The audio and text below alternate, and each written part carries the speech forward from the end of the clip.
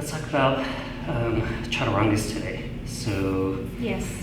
we've had a couple of discussions. I've had a couple of discussions with some other people about their chaturangas.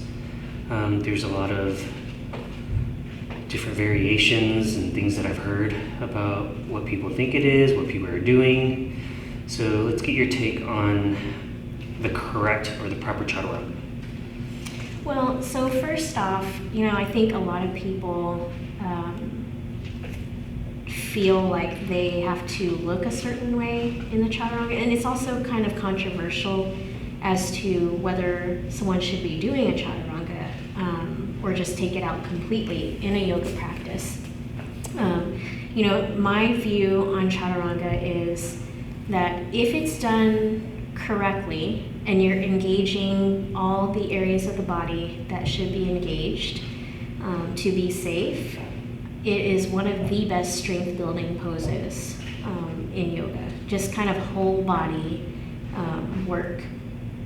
But I think it can be risky if you don't know kind of what needs to happen in certain spots, and you risk injury. And the more often you do it that way, and the more often you take flow classes and you aren't aware that that needs to be done, then you risk things like shoulder injury from kind of improperly aligning, your body, or even low back injury from not engaging the core or lacking that glute engagement, things like that. So there's just so many things that I think that goes on with chaturanga that it makes it, total body. But I feel like if one of those pieces is not engaged, then you risk getting hurt. So I guess for me, it's important, and that's why we're doing this, is because I get a lot of questions that people didn't even know to even ask until we start talking about it more in depth, because they didn't know. So they're looking at their neighbor or, something like that, or however they interpret what the cue may be, depending on the teacher. All those things come into play on how a habit like that starts from the beginning, and kind of works its way until someone ends up saying, oh, my shoulder hurts, my back hurts, just so many things. And you think I've heard somebody say that they don't believe that chaturangas are good for you, that they're actually bad for you.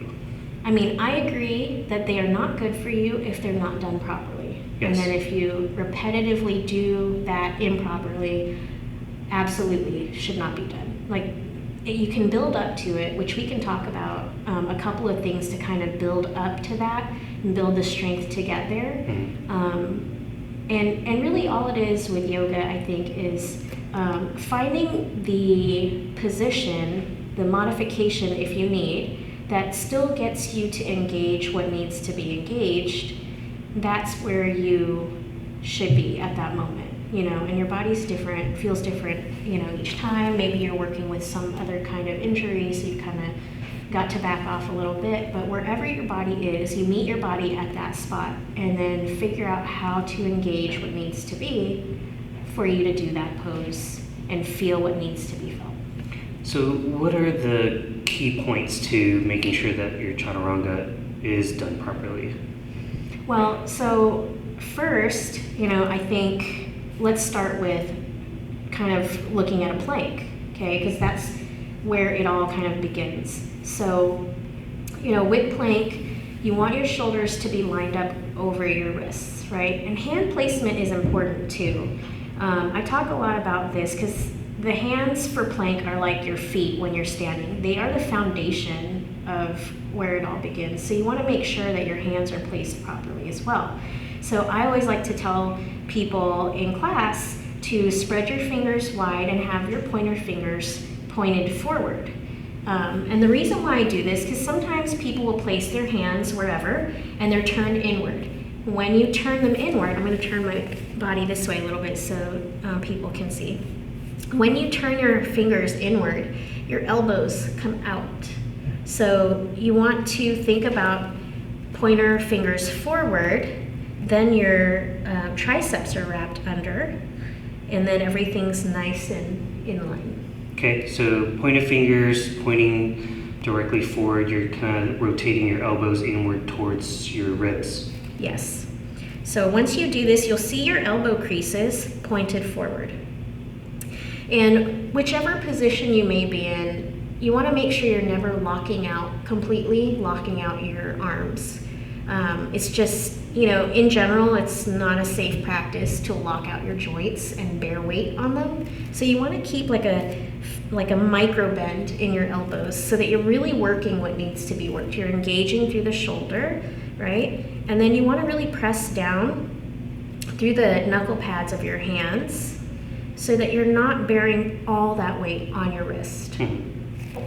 Because another issue that people have with a lot of planks or a lot of chaturangas is wrist pain over time, because they're really putting a lot of pressure on the wrists, a lot of weight over and over. So, trying to keep the weight on the knuckle pads and then gripping the mat with your fingertips so that you're really kind of trying to actively engage and distribute the weight a little bit more widely over the hands, which are going to be your foundation. So from there, I'm going to move this block for a second.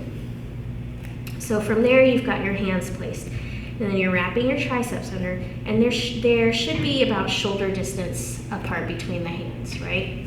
So once you're there, you lean forward. And that way you can see if your shoulder is lined up over your wrist. Now for you, for instance, you have a wrist injury from before. So because of that, you can't get this kind of bend in your wrist. So if that's the case, then you walk your hands a little bit forward over the shoulders to where you feel like you can feel, comfortable. So once you have this aligned micro bend in the elbows and you're pressing down with the hands, then you want to make sure that your shoulders and upper back are nice and engaged. So you don't want to dip down with the chest, because see what happens with my shoulders is that it's taking a lot of pressure in the fronts of my shoulders here because I'm dipping low in the chest. Now my core is also not engaged, so I'm sinking into my lower back. So there's this like deep curve in my lower back, and I'm sinking in, and my shoulders are taking a lot of pressure here. Over time, you may not feel it right away, but over time, that's going to result in some kind of pain or injury of some kind, right? So you want to think about pushing away from the mat, and then you'll see that the shoulder blades start to separate, and you're really actively lifting, micro bend, tucking those elbows under. So then after that, you start to slide the knees back, engaging the core. So there's still a natural curve in your lower back, but you're lifting up belly button into the spine. So you want a nice long line from whatever part is grounded into the floor. So right now it's my knees, but even in a full plank, it'd be the balls of your feet because your toes would be tucked under. But whatever it is should be a nice long line of energy all the way through the top of your head.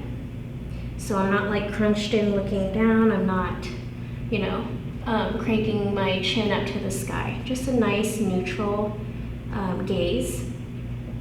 And then if I can hold this, then I can start to lift a knee. And then you can test how that feels. And then lift the other knee. How does that feel? How do my wrists feel? How does my shoulder feel? Am I still engaged? Is my core still engaged? Right? Once you're there, you can stay here and then start to work on lowering down, or you can work into your full plank. So from here, if you want to work into your full plank, then you squeeze the glutes, tuck the toes, lifting up through the core, pressing away from the mat.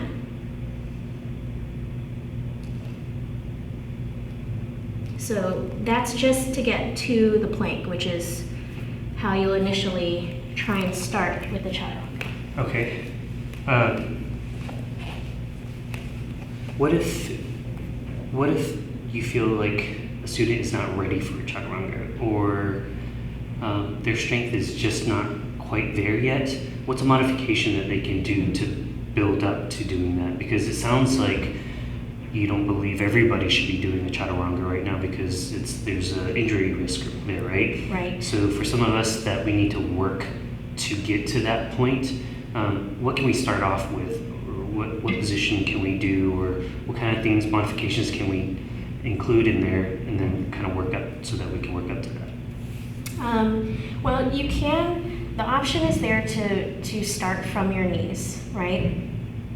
And if you want to do that from the knees and you have the strength and engagement in the core, then you can, start to lower the elbows down, and maybe not all the way. So that's another key point. Once people start to hear to lower down to chaturanga, some people will go all the way chest to the mat. That's already too far. So ideally what you want is you want your elbows to be in line with the wrists. So you'll pull yourself forward, and then you'll lower down, elbows close to the ribs, about a 90-degree bend, right? And then lift back up. So if you're able to do that, keeping a nice long spine, tighten the core, then you do that. If you can't yet, then I would suggest working on just this engagement. You can use a block. Place your hands, so squeeze the block with the elbows, pick up the block. Then place your hands where you need, and then just squeeze nice and tight. So now you start to feel there's engagement there. Then you can shift forward a little, and then you bend. Okay, so for the people that are just listening, what you're doing right now is that you've got your hands, your wrist, just below your shoulders, and you've got your elbows closed in with the block width-wise between your elbows, and you're squeezing into the block to lift the block up off of the ground. And you're saying you're going to engage your core, kind of tuck it in a little bit, and you're separating your shoulder blades away from each other. When you're up at the top, yes, you're pressing in, you're separating the shoulder blades. As you're lowering down, you're squeezing the elbows in. Okay. So for modifications for people that shouldn't do the full chaturanga just yet, they should start on their knees. Yes. Still need to have the proper alignment from the top of their head to the back. Yes. We want it to be a straight line, Yes. right? Engaging the core.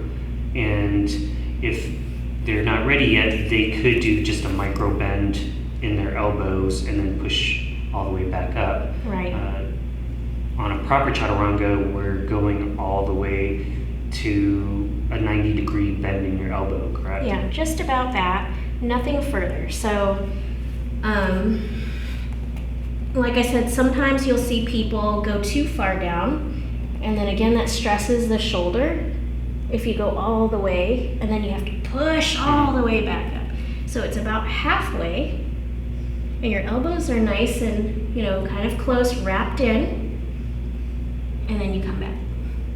So if you can't do that movement, then you want to take a modification first. And, like today's class, we talked a lot about, using the block to kind of help you visually see how far down that you should or should not be going. So, from here,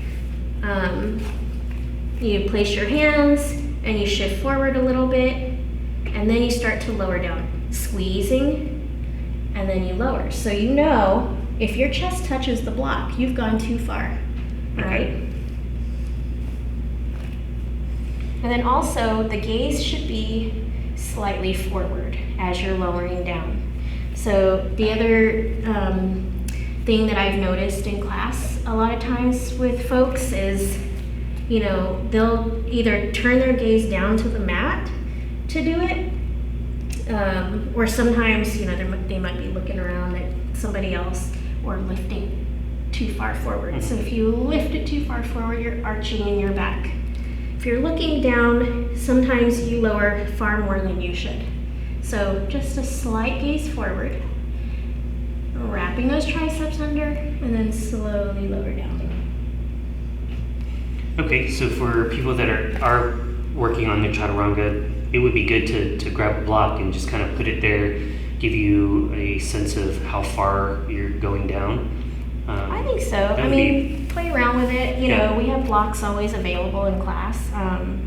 It doesn't, like if you're doing it at home, you don't need a block. Mm-hmm. You can use something about this height or whatever, just something to visually like remind you that you shouldn't be going down that far.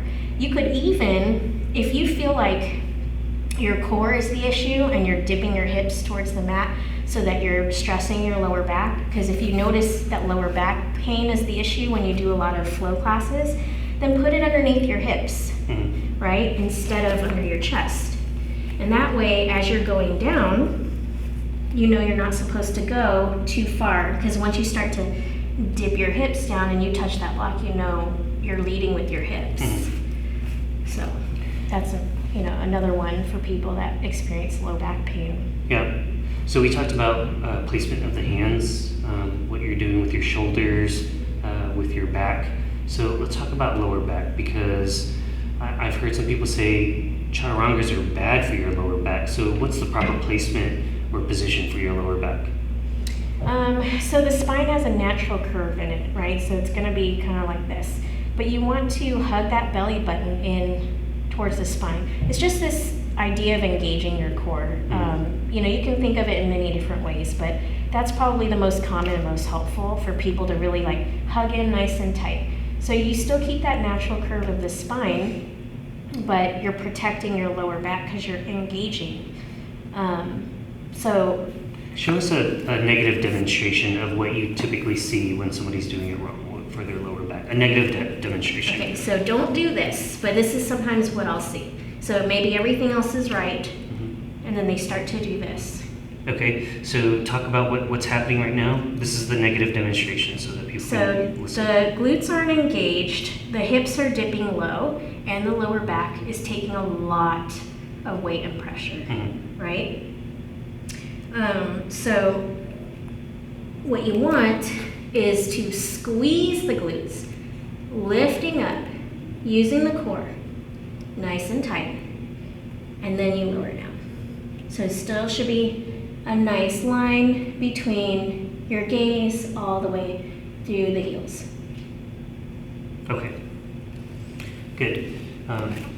So we've talked about hand, wrist placement, shoulders, back, your core, and your lower back. So again, for modifications, we can go to our knees and start from our knees, right? Other than that, if you're doing a proper chaturanga, you're tucking your toes underneath, and then you shift forward before you lower. Okay. What else do you have on that chaturanga? Sometimes I'll see hips pop up as well. So, from plank, I'm squeezing, I'm lifting through the core, but there's a nice straight line, right? Sometimes I'll see this, right? Yep. So that also ends up being a problem when you have to bend the elbows and you want to lower down. Right. So I'm not aligned anymore, and now my shoulders are taking a lot of pressure forward. Yep. Right? So squeeze the glutes, hug in through the core, shift your weight forward, and you can even practice this. Help to strengthen your wrist a little bit and use your core to move you forwards and backwards. Also working the ankles. Right? And then when you're ready, and you lower. Okay, so that's another good modification then. If you're working up midway to a proper chaturanga, you could just hold that high plank and just shift forward and backwards without actually lowering yet, and kind of build strength. Yeah, and so sometimes in class too, the modified version of vinyasa that I'll give people at the very beginning to use throughout the entire class, if chaturanga is not in their practice right now, is to go straight from, if they can do a plank already, straight forward over the wrists, and then warm up like that. And then once they're warmed up, you're shifting forward, nice and tight in the core. Use the core to lift the hips up to the sky, pressing away with the hands, and then sending the hips back, and then lowering the heels to down dog. So forgoing the chaturanga altogether until you get situated between that transition of high plank over to down dog. Okay.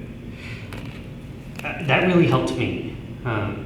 Even thinking about doing a proper push-up, that's what it seemed like for me before. But realizing that now I need to kind of press into the ground a little bit more, which naturally opens up and separates my shoulder blades. Mm-hmm. And then when I tuck my core in, it felt like I was tucking or lifting my hips, but I really wasn't. It was just kind of engaging my glute, right?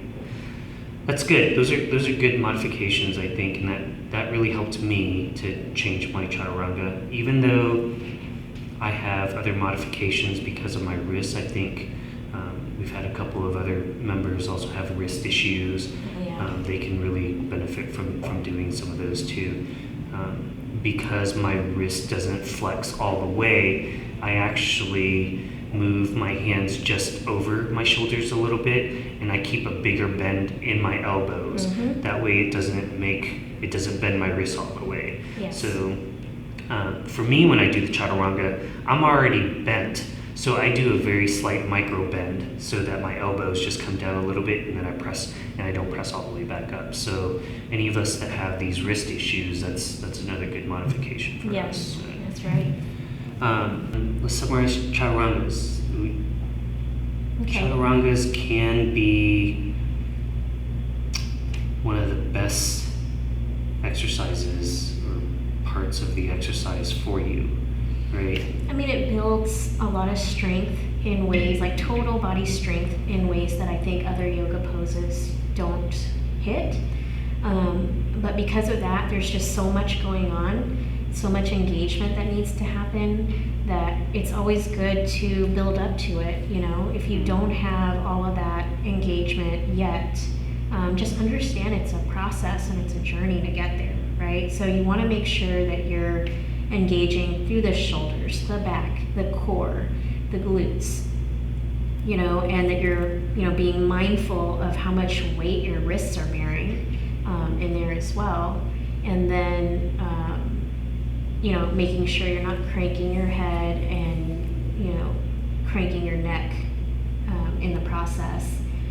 All those things are important, I think, when you think about a proper chaturanga. Because done improperly, over time, you will start to feel a lot of pain in certain areas, you know, so we want it to be done properly. And if you have questions about it, you know, I'm always open to discussing and exploring, you know, different options, because everyone might come from a different place, right? They might have pre-existing injuries or some kind of limitation in their movement. So you should still be able to feel engagement even if you're doing modifications. And there's just so many different ones that you can do along the way, and that I think that you can choose what works for your body right then, and then work up to the next, you know, level of modification. Yeah. So final answer, chaturangas are good for you.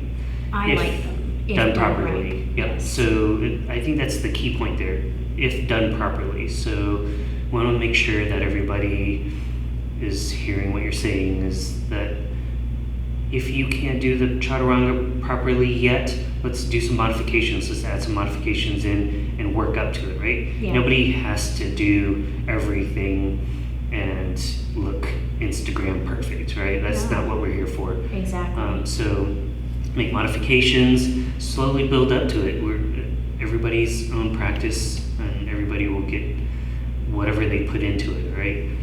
So yeah, chaturangas are good for you. I think that's what we're saying here. I like it.